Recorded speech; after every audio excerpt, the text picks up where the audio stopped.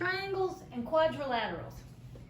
Quadrilaterals are four-sided figures. That's what the prefix quad means. So learn your prefixes. They consist of rectangles, squares, parallelograms, rhombus, and trapezoid. Those are all four-sided figures. A rectangle, you already know what a rectangle is. It has four sides. Each of the four angles is 90 degrees. There are two parallel pairs of sides, and the total number of degrees within a rectangle, because 90 plus 90 plus 90 plus 90, or 4 times 90, is 360 degrees. A square has four equal sides, the same 90-degree angles in each one, the same parallel pairs of sides. These two vertical are parallel to each other, and the two horizontals are parallel to each other. And all of the degrees of the angles add up to 360, and I think I said they're all 90 degrees. A rhombus is really a tilted square. So all of the sides are equal in a rhombus. They have the same length, but it's a parallelogram. Here's a picture of it. It's a parallelogram, so it's just been squished and tilted a little bit. It's also might be considered a diamond shape. It has two pair of equal angles. So the small angles are the same measurement, whatever that is, we don't know right here. And then the wide, obtuse angles are the same measurement.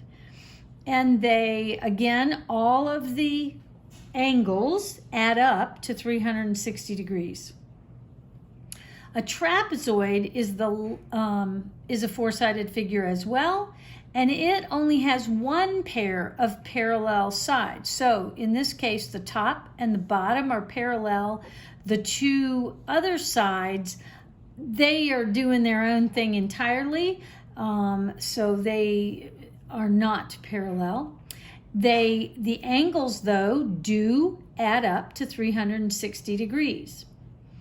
The parallelogram, that's the final four-sided figure, has four sides, doesn't matter how long they are. The opposite sides are parallel, and all of the angles add up to 360 degrees.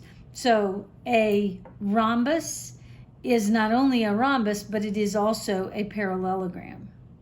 A square is also a parallelogram, and a rectangle is also a parallelogram. So some of these things have a couple of, and they're all quadrilaterals, so keep that in mind. All right, when you are finding the area of a rectangle, and we've talked a little bit about this, either a rectangle or a square, you will multiply the two sides that meet at the 90-degree angle. So when I look at this picture up here in this figure 1, I want to be sure that I am getting the two legs that are meeting at a 90-degree angle. And in the case of this picture, I have a height or a width of 6 feet and a length of 10 feet. I don't want to pick up the vertical, the horizontal line across the top being 10 feet and then multiplying it by the bottom 10 foot. You don't want to do that. So keep that in mind. So the area of a rectangle is length times width. It could also be written as width times length because multiplication is commutative, it doesn't matter.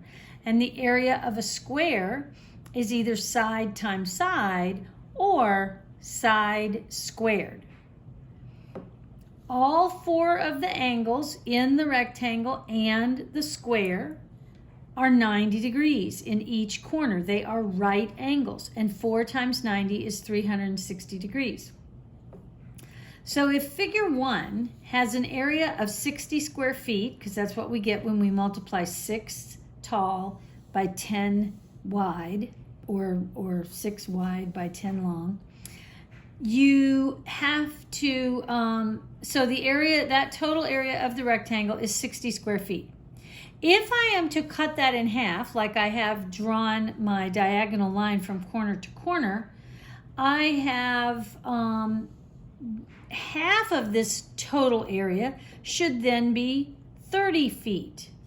So the whole thing is 60 square feet. So half of it is 30 and the other half of it is 30. This is why the formula for the area of a triangle is 1/2 times the base times the height. Well, if we notice in figure 1, our base is 10 feet, that's the same thing as the length, and our height is 6 feet, that's the same as the width. And so we take the 6 times the 10, which is 60, and then we take half of that, that's what this half is telling us to do, half of whatever that multiplication was, and we get 30. However, in figure 2, the triangle is drawn slightly different, and instead of going from corner to corner, I have drawn it at a random spot of a point on the top of my triangle. So now what I have a total of 3 angles. I'm in this larger rectangle. The main rectangle, the largest triangle in this has a height of 6 inches or 6 feet, and the base is this whole 10 feet. So if I do the formula for this, I'm going to get 1/2 times 6 times 10.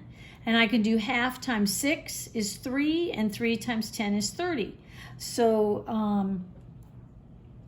that's what I end up getting. I want to show you that these 2 small triangles that I drew add up together to be the same as this larger triangle. So let's see if I can show you that over here. All right, so here's my picture. I've got the formula for all triangles, which is the area equals 1/2 the base times the height. So it's all multiplication.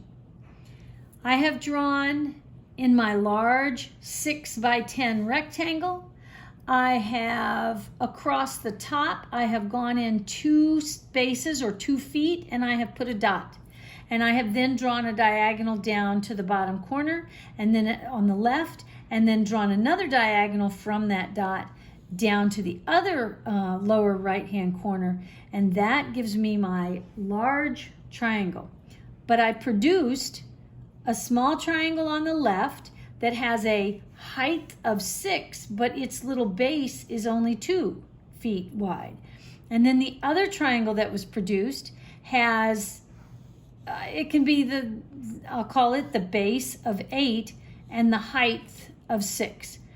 Again, the base and the height, it does not matter if you call one the base and one the height. They can be flipped around. You just want to make sure you get the right numbers to be the base and the height. So when I plug these in, and I'm going to look at my triangle F, which was my largest one, I've got my 1/2 times my height. Notice how the height is given as a dotted line. It's telling me the number 6. It's because these other 2 lines, these diagonal lines here, I don't know what those measurements are. They're not the same as these horizontal or vertical measurements. They're actually longer. They're like the hypotenuse of they are a hypotenuse of a right triangle. So you want to be sure that your numbers you get to use in the formula of a triangle or the area of a rectangle, the area of anything, they must meet at a 90 degree. So on all triangles, they will show you either a dotted line that gives you the little indicator as to where this right angle is meeting. So I have a height of 6, a base of 10. I plug that into the formula of 1/2 6 times 10, and I get 3 times 10, which is 30. I then do my smallest triangle, which I said we want to plug it into that same formula. So I have 1/2, and the base of this one was 2, and the height of this one was 6. Well, 1/2 times 2, that cancels out. That's the number 1. And 1 times 6 is 6. That gives me 6 feet squared. So my first large triangle got 30 feet squared, or 30 square feet. My second little bitty triangle got 6 feet squared. And my third triangle has 1/2 times a base of 8 and a height of 6. Well, what's half of 8 is 4, and then I have the 6, and I bring that down, and 4 times 6 is 24, and I get 24 square feet, or feet squared. Well, 6 plus 24 is 30, 30 plus 30 is 60, and there is my whole entire rectangle. So that's what's going on there. Also, all triangles have half as many degrees as rectangles. So, if all four-sided figures have 360 degrees in the angles when you add them up, all triangles have 180 degrees. So, I have drawn a picture of a trapezoid. I have 4 completely different angles. I don't know what their measurements are, so I've given them different letter names, A, B, C, D. And I'm saying that the number of the degrees in angle A plus the number of degrees in B plus C plus D, all of those will add up to 360 degrees.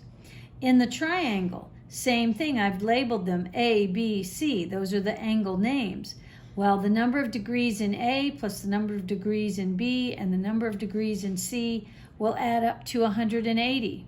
So if I tell you that A happens to have 90 degrees and B happens to have 60 degrees, then C would have to have only 30 degrees because all 3 have to add up to 180 degrees.